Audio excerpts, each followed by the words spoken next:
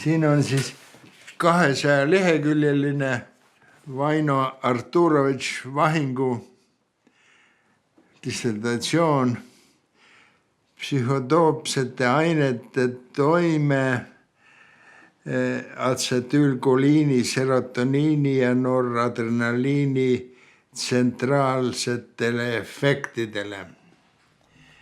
Selle dissertatsiooni tulemusena täpsustus oluliselt tol ajal kasutusel olnud antidepressantide, imipramiini, amitriptiliini toimemehhanism. Selles mõttes kassidega katsed olid küllaltki illustratiivsed. Mõjustades elektriliselt katselooma ajumehhanismi, õnnestub neil teda kõndima meelitada,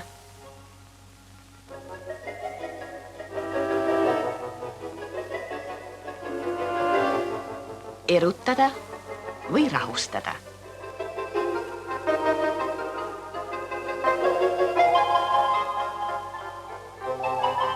Teaduste kandidaat Lembit Allikmets otsib uusi teid ajutalituste mõjustamiseks. Nupuvajutus ja patsient neelatab söögiisust.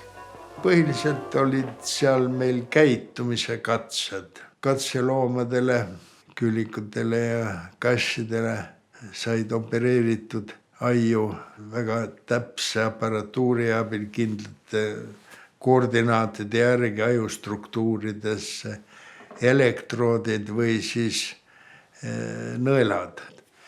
Kust te need kassid saite? Linnast ja ka Peipsi äärest Vahing organiseeris oma isaga. Ise püüdsite? Ei, selleks oli.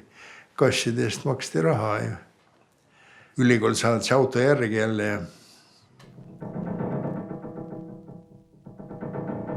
kassi aju sai välja võetud. Meid muu seal enamuse loomade juures ei huvitanud kui see pea. Ega ei pidanud alati seda pead otsast ära võtma isegi. Aga kass oli surnud, narkoos ei olnud, surmati ära. Ja kõige keerulisem katse oli dekapiteeritud kassiga.